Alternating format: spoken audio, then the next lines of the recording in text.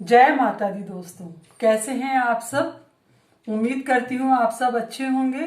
तो आज हम बात करते हैं अखंड ज्योति की। अखंड ज्योत कैसे जलाएं, कब जलाएं और किस बाती से जलाएं, आज हम इस बारे में बात करेंगे। तो अखंड ज्योत जो हम जलाते हैं, अखंड ज्योत जलाने से हमारे जीवन का सारा अंधकार दूर हो जाता है और हमारी सारी इच्छाएं पूरी होती हैं। अखंड ज्योत हम 24 घंटे यानी कि दिन रात जलाते हैं। माँ के अगर हम 8 नवरात्रे रखते हैं या 9 नवरात्रे रखते हैं तो हमें 8 या 9 दिन तक कंटिन्यूअस माँ की ज्योत जलानी होती है। तो माँ की ज्योत जलाने के कुछ नियम होते हैं कि या तो हम दीपक पीतल का लें या फिर मिट्टी का लें। पीतल का दीपक इस तरह से और मिट्टी का दीपक इस तरह से। और लेकिन मिट्टी के दीपक को हम पूरी रात पानी में रखेंगे, दूसरे दिन इसे साफ करके तब इसके अंदर जो जलाएंगे। उससे क्या होगा, हम घी या तेल जो भी जलाएंगे वो बहुत कम यूज होगा।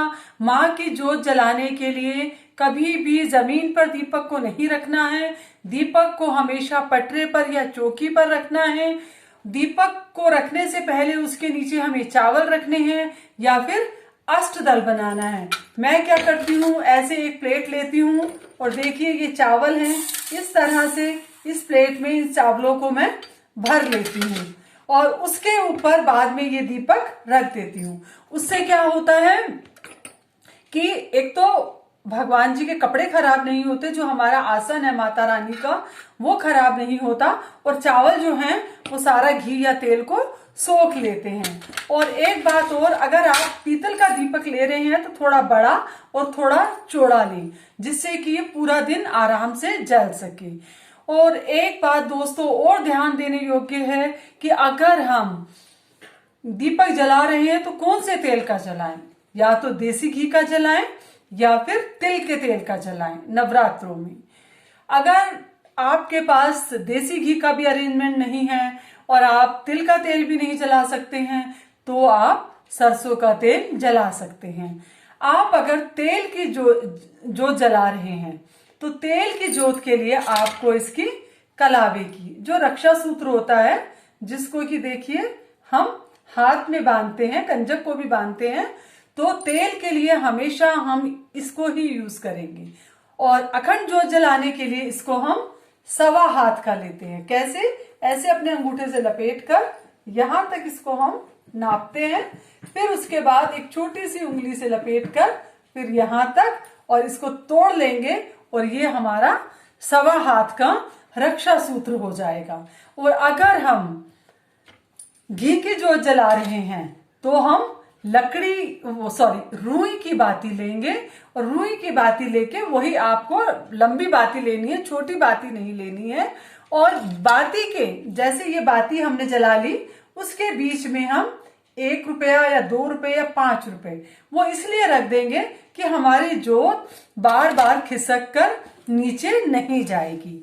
और जब हम जोत जलाते हैं तो जोत जलाने के बाद हमें चिमनी को या इस तरह से आजकल मार्केट में आते हैं, ये रखकर हमें इस तरह से जोत को जलाना चाहिए कि जिससे हमारी जोत बुझे ना। और जो व्यक्ति जोत को जला रहा है, जलाने से पहले 16 श्रृंगार करके वो स्त्री अच्छे से नहा धोकर भगवान गणेश जी को याद करें, माँ दुर्गा को याद करें और भगवान शिव को याद करें और अपने मन की मनोकामना बोलकर तब जोत को जलाएं। और जो जोत को जला रहा है उसके लिए ये नियम है कि वो कोशिश करे कि घर से बाहर कहीं ना जाए। जो जोत की सेवा कर रहा है वो जोत के आसपास ही रहे। सफाई का विशेष ध्यान रखा जाए। और सुबह शाम हम जोत को इस तरह के प्लकर आते हैं जिससे कि हम आईब्रो बनाते हैं, बाजार से 10-15 रुपए का मिल जाएगा। आप पुराना यूज मत करिएगा, नया लाएं और जोत को इस प्लकर से ही ऊपर कर दें। और अगर आपकी जोत इस बीच में बुझ जाती है या वैसे भी बुझ जाती है तो प्लीज अपने मन में कोई भी संशय ना लाएं।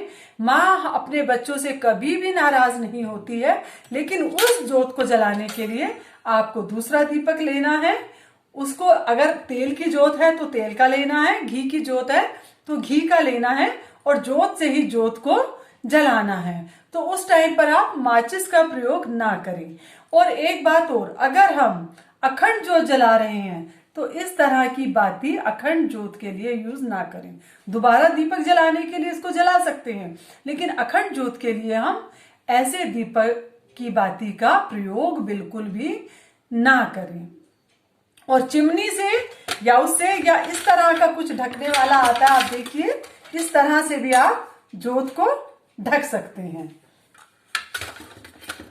और जब ज्योत जलानी है तो देसी घी की ज्योत आप जब भी जलाएंगे वो माँ के दाएं हाथ की तरफ रखेंगे, और तेल की ज्योत जलाएंगे तो वो माँ के बाएं हाथ की तरफ रखेंगे। और अगर इस बीच में पूजा करते हुए कभी कभी क्या होता है, हमारे घर के मंदिर में आग लग जाती है, हमारी ज्योत से कुछ नुकसान हो जाता है, ज्योत बुझ जाती है, हम लोग परेशान हो जाते हैं, माँ ये क्या हो गया। आप मन में कोई भी वहम ना लाएं, माँ से हाथ जोड़ के प्रार्थना करें कि माँ जो गलती हो गई वो माफ कर दें। और माँ हमसे कभी भी नाराज नहीं होती है, क्योंकि हो सकता है कि कोई बहुत बड़ा संकट है जो माँ उस दौरान खत्म करने के लिए आती है। इसीलिए बिल्कुल पॉजिटिव रहें, नेगेटिव बिल्कुल ना सोचें, तो देखें आपकी हर इच्छा पूरी होगी। और जब आप ज्योत जलाएं तो ज्योत जलाते वक्त इस तरह से देखिए, ये फूल है, फूल को रोज माँ की ज्योत के पास रखें, और थोड़े से चावल भी ज्योत के पास जरूर रखें, और अपने मन की मनोकामना बोलें। माँ हमारी सब इच्छा पूरी करेंगी अगर हम साफ और सच्चे मन से ज्योत जलाएंगे। एक नियम और है कि अगर हम ज्योत जलाते हैं, अखंड ज्योत जला रहे हैं, या हमने खेतरी बीजी है, या हम नवरात्रों में व्रत कर रहे हैं, तो मांस, मदिरा और शराब और तंबाकू का प्रयोग हमारे घर में कोई भी ना करे। हम लोग लहसुन और प्याज भी ना खाएं, यहां तक कि लहसुन प्याज को अपने घर में भी ना रखें।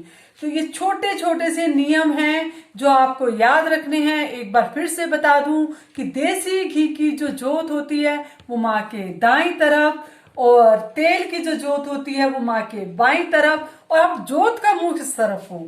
अगर ज्योत का मुंह हम पूरब की तरफ करते हैं तो हमारे घर में सभी सदस्यों के लिए आयु की वृद्धि होती है। अगर हम ज्योत को उत्तर की तरफ रखते हैं तो माँ हमें खूब धन दौलत देती है। तो इसीलिए साफ और सच्चे मन से माँ की ज्योत जलाओ।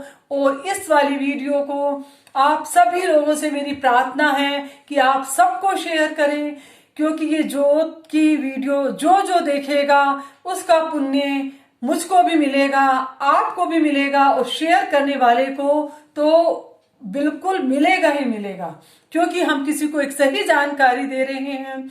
मेरी नवरात्रों की एक सीरीज है, उसका भी मैं लिंक डिस्क्रिप्शन बॉक्स में डाल दूंगी। जैसे कि नारियल वाली वीडियो तो मैं सबको बोल रही हूँ, प्लीज जरूर देखें।